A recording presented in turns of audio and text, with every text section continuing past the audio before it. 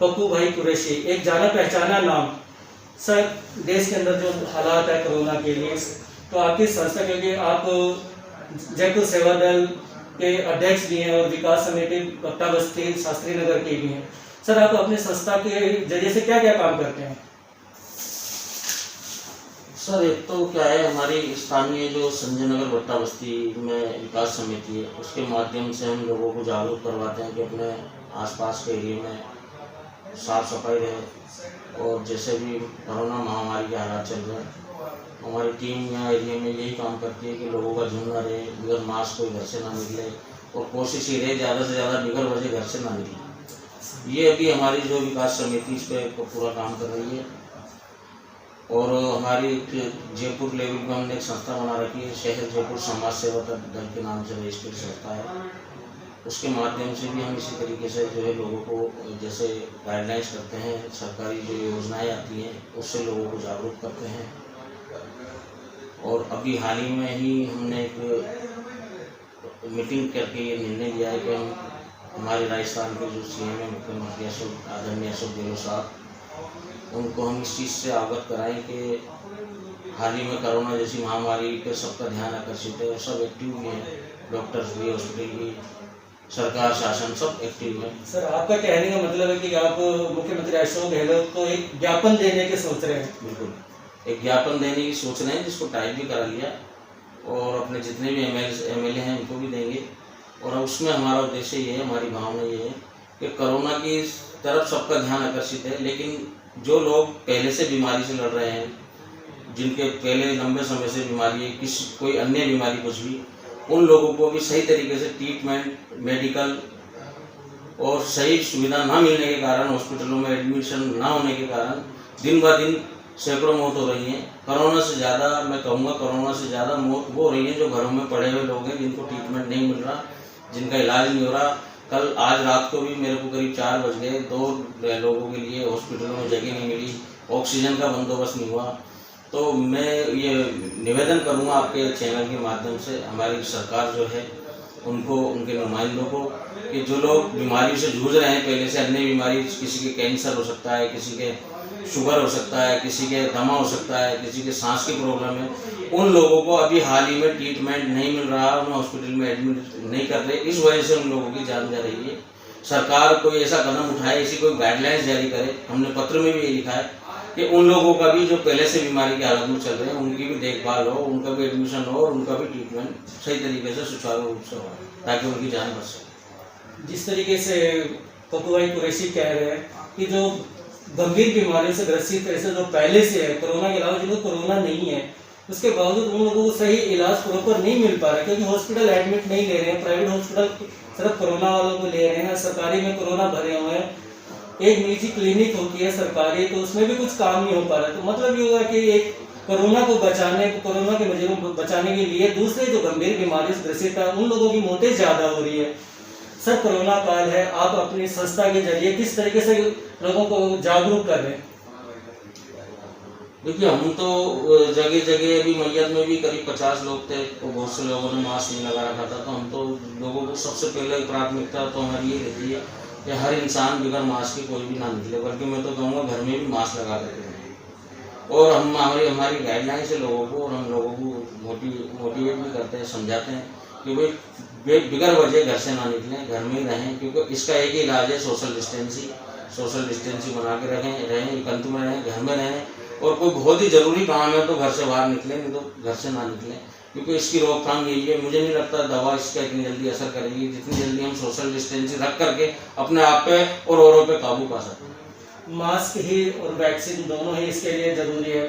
Sir, सरकार 18+ को जब इंजेक्शन दे रही है तो उसके लिए लोगों में डर और भय है, तो आप उनके लिए क्या जागरूक करें, क्योंकि उनको डर है? उसके लिए सरकारी गाइडलाइंस आई हैं, 18 साल से जो ऊपर के टीकाकरण लगे। अभी हमने कैंप की भी बात करी थी मेडिकल से, डॉक्टरों से, तो हमें कैंप लगाना था गए संडे को, लेकिन स्थानीय लोगों का ये कहना था कि रमजान में जो है कैंप सक्सेस होगा नहीं, क्योंकि लोग जो रोजे से रहते हैं वो इसका इंजेक्शन जो टीका नहीं लगवा पाएंगे, क्योंकि डॉक्टरों का कहना है कुछ ना कुछ खा करके ये टीका लगता है, खाली पेट टीका नहीं लगता। तो इस वजह से हमने इसे पोस्टपोन किया और हम कोशिश करेंगे कि जैसे ही रमज़ान का महीना पूरा होते ही हम इसमें ज़्यादा से ज़्यादा कैंप 2-3 पॉइंटों पे लगवा के और बहुत ज़्यादा तादाद में लोगों को टीकाकरण कराएं, जिससे इसका लाभ मिल सके। सर, आप समाज सेवी हैं, भट्टा बस्ती शास्त्री नगर के अनूपपुर का पूरे जयपुर के लिए है, साफ सफाई आप किस तरीके से ख्याल रख रहे हैं? देखिए, साफ सफाई तो अभी फिलहाल हम, छोटा भाई पार्षद है मेरा एहसान वार्ड 15 से, और जो है नगर निगम की भी अच्छी अभी फैसिलिटी है, गाड़ी टाइम पर आ रही है, सफाई हो रही है, कुछ कर्मचारी की कमी जरूर है, लेकिन कुछ यहाँ के लोग भी सहयोग करते हैं। आप अपने अपने एरिया में साल संभाल कर रहे हैं। हमारा भी दौरा रहता है बाकायदा दिन में कि भाई साफ़ सफाई भी इस महामारी के दौर में बहुत ज़्यादा ज़रूरी है, इसलिए साफ़ सफाई पे जो पार्षद हैं छोटे भाई वो पूरा ध्यान दे रहे हैं। कर्मचारी सुबह सफाई करते हैं, दिन में 2-3 चक्कर गाड़ी जो नगर निगम की गाड़ी आती है, हमारे वार्ड में अच्छी सफाई है। मेरा तो ऐसा मानना है सब जगह ही सफाई का काम अच्छा चल रहा है। सर, जिस तरीके से पहले देखा जाता था कि लोग खा के सिर्फ थैली गलियों में फेंकते थे, अब वो आपके इलाके में नहीं दिख रहा, इसकी वजह क्या है? इसकी वजह ये, हमने लोगों को मोटिवेट किया है, लोगों को समझाया है कि हम लोग वेस्टेज चीज़ जो रोड पे फेंकते हैं वो इस महामारी के दौर में हमारे लिए खतरा है। अगर वो कचरा अगर 1 दिन 2 दिन पड़ा रहेगा या किसी कारण सफाई टाइम पे नहीं होती है तो वो वेस्टेज जो चीज़ है उसके अवशेष जो है वो हमारे घर में ही बीमारी के रूप ले लेते हैं और उसका इफेक्ट हमें पड़ता है। हमारे कोई ना कोई बीमारी जो होती है गंदगी की वजह से भी काफ़ी तादाद में बीमारी होती है। तो यहाँ के लोग जागरूक हुए और हालात ऐसे हैं वार्ड के भी कि लोग जो है कचरा घर में रोडों पर ना फेंक करके सबने डस्टिंग रख रखी है और नगर निगम की गाड़ी आती है उसमें वो लोग उसको डाल देते हैं, इसलिए हमारे यहाँ सफाई का काफ़ी तादाद में सुधार है। सर, मेन जो है गर्मी आ गई और पानी की किल्लत ज़्यादा होती थी, इससे पहले जो काफ़ी पानी की किल्लत देखने में आती थी, क्या वो अब सुविधा पानी के बारे में आपके पार्षद महोदय है कि उन पर कुछ कार्रवाई कर रहे हैं पानी के लिए? जी, आपने सही पूछा ये बात सही है। हमारे इधर भट्टा बस्ती के एरिया में पानी की बहुत ज़्यादा किल्लत है और ख़ास तौर पर 2 से 3 महीने जो गर्मी के होते हैं, मई जून जुलाई में काफ़ी बड़ी एक समस्या खड़ी हो जाती है। आज भी हालात ऐसे हैं, कई जगह पानी कम आ रहा है और कई जगह अवैध कनेक्शन जो कर लेते हैं घरों में 4-4, 5-5, उनसे जो लाइन लीक होती है वो सीवर लाइन का पानी आ रहा है कई जगह, वो हमारी खुद की कमी है। लेकिन उसके लिए अभी जहाँ जहाँ सीवर का पानी आ रहा है, जहाँ लाइन पहले डली हुई नहीं है, कुछ ऐसे एरिया हैं, उसके लिए भी हमारे जो स्थानीय एमएलए हैं आदरणीय महेश जोशी जी, उन्होंने कुछ ये आसपास के चारों वार्डों के लिए कुछ लाइनें पास सैंक्शन करवाई हैं और अभी 1-2 दिन में जहाँ जहाँ पानी गंदा आता है वो नई लाइन डलेगी और जहाँ बिल्कुल पहले से पूर्व से कभी भी लाइन डली नहीं है वहाँ भी हम लाइन डला रहे हैं। और ये तो इमरजेंसी थोड़ा थोड़ा काम है, मगर इस पर बड़ा भी एक काम चल रहा है। अपने भट्टा बस्ती में जो कब्रस्तान के पीछे जगह है वहाँ 25,000 लीटर की टंकी सैंक्शन हो चुकी है, उसका वर्क ऑर्डर होना है, महीने 20 दिन के अंदर उसका काम चालू हो जाएगा। तो फिर मेरा ऐसा मानना है भट्टा बस्ती और उसके आसपास के लगते हुए एरियो की पानी की समस्या बिल्कुल दूर हो जाएगी। सर, मेरा सवाल, क्योंकि मुख्यमंत्री चिरंजीवी योजना के रिगार्डिंग है सर, ये योजना जो प्रधान आप इसके लिए क्या कर रहे हैं, क्योंकि ये जो स्वास्थ्य बीमा से जुड़ी हुई चिरंजीवी योजना है, इसके बारे में आप क्या कहेंगे? देखिए, इसके बारे में भी सुझाव आया था, मशवरा हुआ था हमारा टीम का कि अपन इसमें कैंप लगा के लोगों के जो है मित्र वालों को बिठा के और कैंप लगा के लोगों को इसका लाभ दिलाएं। लेकिन फिर मशवरे में ये आया कि अभी सोशल डिस्टेंसिंग का ध्यान रखते हुए अपन लोगों को इकट्ठा ना करें, कैंप ना लगाएं। तो सभी कार्यकर्ता और साथियों ने मीटिंग ली कि भाई अपने अपनी गली में अपने अपने मोहल्ले में लोगों को जागरूक करें। एक 800-850 रुपये साल में जमा होते हैं, जिससे करीब 4.5 लाख रुपए की, जिसकी बड़ी बीमारी है, बड़ा ट्रीटमेंट चलता है, 4.5 लाख रुपए का उसको लाभ मिल रहा है। छोटी मोटी बीमारी है 50,000 का लाभ मिल रहा है। तो हमने इसमें जो है कार्यकर्ताओं के और अपने साथियों के माध्यम से घर घर में ये मैसेज पूछवाया, सोशल मीडिया के माध्यम से पूछवाया कि भाई इसका लाभ उठाएं और इस योजना से जुड़ करके और अपने परिवार को इसका लाभ दें।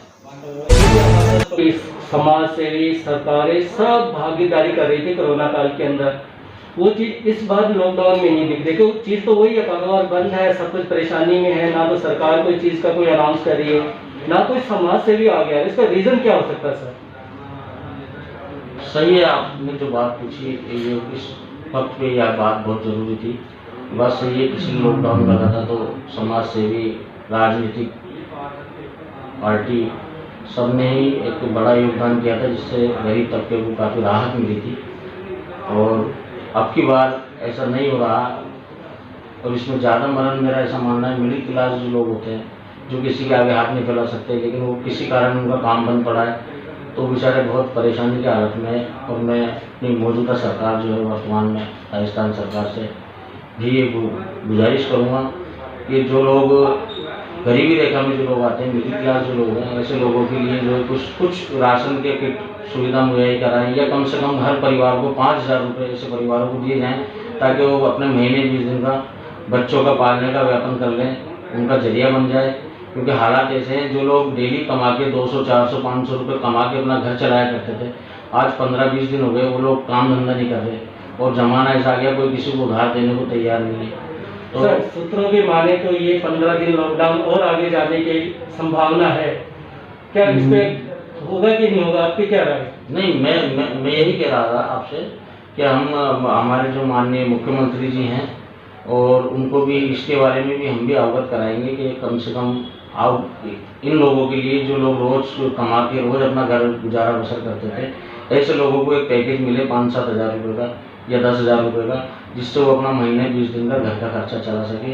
क्योंकि ये बात हकीकत है, हालात ऐसे हैं कि हालांकि मदद भी कुछ लोग कर रहे हैं, क्योंकि रमज़ान का महीना है, मुसलमान ज़कात तो भी निकालता है। लेकिन अभी जो लोगों ने ट्रैक बदल दिया काम करने का।